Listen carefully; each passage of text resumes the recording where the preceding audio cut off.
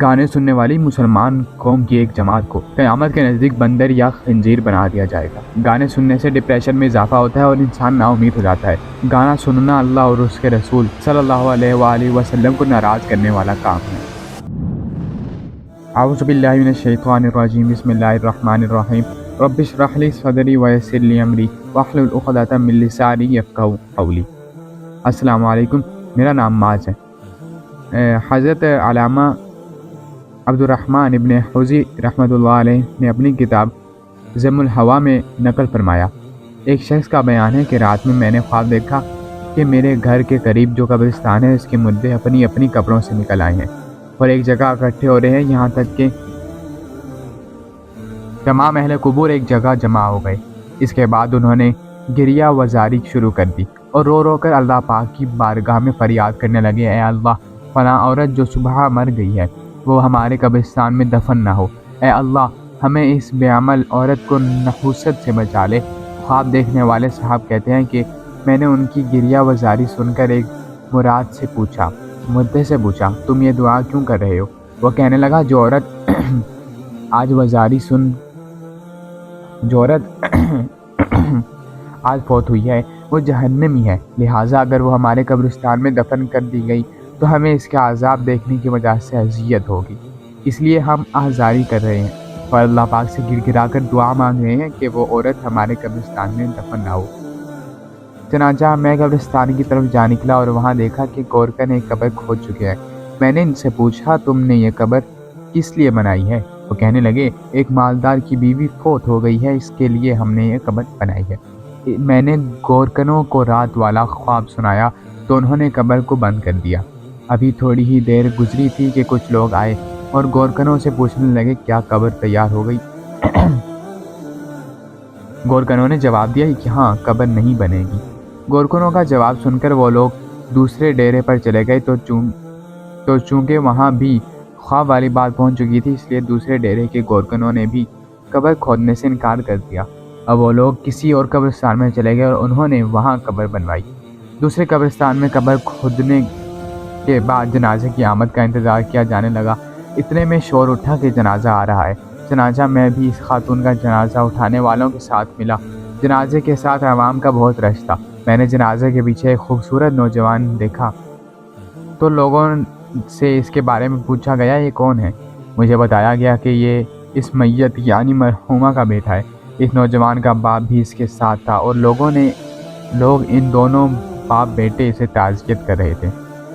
خواب دیکھنے والے صاحب کہتے ہیں کہ جب اس خاتون کو دفن کر دیا تو میں ان دونوں باپ بیٹوں کے قریب گیا اور ان سے کہا میں نے رات کو یہ خواب دیکھا کہ اگر اجازت ہو تو بیان کروں۔ اس خاتون کے شوہر نے جواب دیا مجھے خواب سننے کی کوئی ضرورت نہیں، اور یوں اس نے مجھے ٹال دیا، لیکن اس کے نوجوان بیٹے نے کہا آپ مجھے سنائیے۔ میں اس نوجوان کو لوگوں سے ایک الگ جانب لے گیا اور اپنا خواب سنایا۔ وہ کہنے لگا میری ماں شراب پیتی تھی، گانے باجے سنتی تھی اور دیگر عورتوں پر بہتان لگایا کرتی تھی۔ میں اپنی والدہ کے بارے میں یہی کچھ جانتا ہوں۔ اگر آپ مزید پوچھنا چاہتے ہیں تو ہمارے گھر میں ایک بوڑھی خادمہ ہے جس کی عمر 99 سال ہے۔ وہ میری ماں کی دائیا اور خدمت گزار تھی۔ آپ میرے ساتھ چل کر ان سے پوچھ لیجئے، شاید اسے میری ماں کے مزید اعمال معلوم ہوں۔ مرحومہ کے بیٹے سے ملنے والی معلومات بتا کر پوچھا آپ مزید کیا معلومات دے سکتی ہیں؟ بڑھیا نے رو کر مجھ سے کہا اللہ پاک مرحومہ کی مغفرت فرمائے، وہ بیچاری بہت زیادہ گناہ گار تھی۔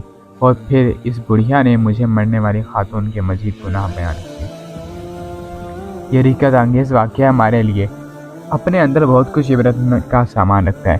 ہمیں بھی اپنی موت کی طرف توجہ رکھنی چاہیے اور اپنے گناہوں کا احتساب کرنا چاہیے۔ دیکھیے اس عورت کے 3 گناہ بیان کیے گئے، وہ شراب پیتی تھی، گانے باجے سنتی تھی اور بہتان تراشی کرتی تھی۔ بدقسمتی سے مسلمانوں میں شراب عام ہوتی جا رہی ہے۔ مرد و عورت شراب پینے لگے، بالخصوص اونچی سوسائٹی سے تعلق رکھنے والے۔ معاذ اللہ، شراب نوشی اور گانے باجے جیسی برائیاں بڑھتی جا رہی ہیں۔ یاد رکھیے شراب ام الخبائث یعنی برائیوں کی ماں ہے، کیونکہ اس کے ذریعے انسان بہت سے گناہوں میں مبتلا ہو جاتا ہے۔ اس عورت کا ایک جرم یہ تھا کہ وہ گانے باجے سنتی تھی۔ آج کل گانے باجے اس قدر عام ہو گئے ہیں کہ گویا ہر گھر میوزک سینٹر بن چکا ہے۔ کون سا گھر ایسا ہے کہ جس کے در و دیوار گانے بازوں سے گونجتے ہوں؟ اب تو انٹرنیٹ بھی مسلمانوں کے گھروں میں داخل ہو گیا کہ جس کے ذریعے دنیا بھر کی فلمیں دیکھی جا سکتی ہیں، اور حالت یہ ہے کہ بیٹا انٹرنیٹ زیادہ تباہ کن ہے، اگرچہ انٹرنیٹ کی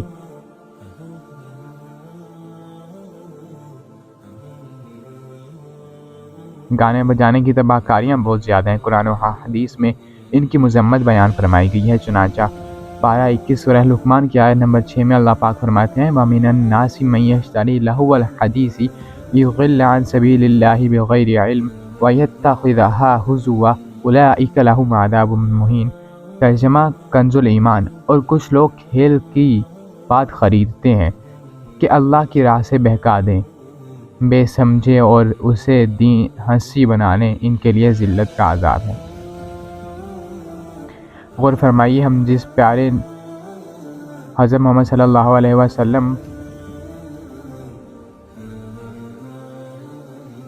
کا فرمان عبرت نشان ہے، اللہ پاک نے مجھے تمام جانوں کے لیے رحمت اور ہدایت بنا کر بھیجا۔ مجھے منہ اور ہاتھ سے بجائے جانے والے آلات موسیقی اور سازوں کو مٹانے کا حکم دیا، اور ان بتوں کو مٹانے کا حکم فرمایا جن کی زمانہ جاہلیت میں پوجا کی جاتی تھی۔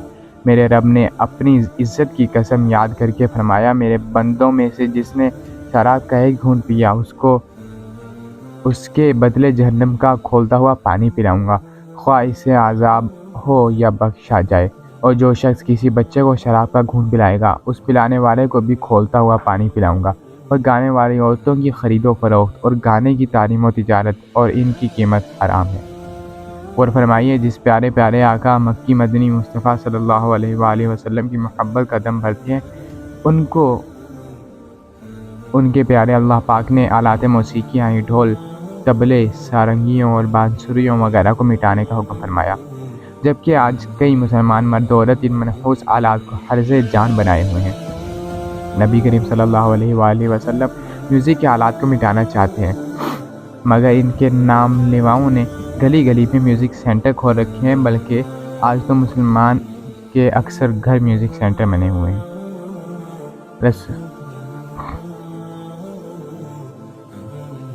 گانا دل میں منافقت پیدا کرتا ہے۔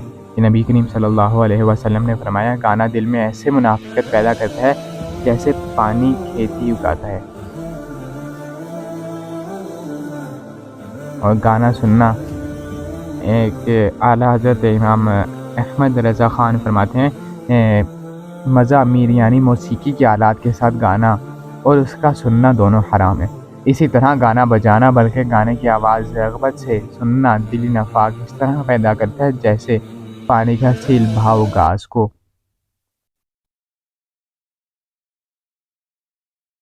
آج ہمارے سوسائٹی میں میوزک عام ہو چکا ہے اور ہر چیز میں میوزک کی دھنیں سنی جا رہی ہیں۔ آپ بس ویگن، ہوائی جہاز اور ایئرپورٹ وغیرہ جہاں بھی چلے جائیں، تقریباً ہر جگہ موسیقی کی دھن پائیں گے۔ اگر ریسٹورنٹ ہوتے ہیں ہر جگہ پر، حتیٰ کہ اگر آپ ریڈیو یا ٹیلی ویژن پر قرآن پاک کی تلاوت سننا چاہیں تو تلاوت کا وقت شروع ہونے سے پہلے موسیقی کی دھن بجائی جاتی ہے۔ یوں ہی موبائل فون میں بھی موسیقی کی ٹیون ہوتی ہے، اور یہ اتنی عام ہو چکی ہے کہ بعض اوقات بظاہری مذہبی نظر آنے والے لوگ بھی اپنے موبائل فون میں میوزک ٹون لگا لیتے ہیں۔ یہاں رہیے، جو سادہ گھنٹی بجتی ہے وہ میوزک نہیں ہے۔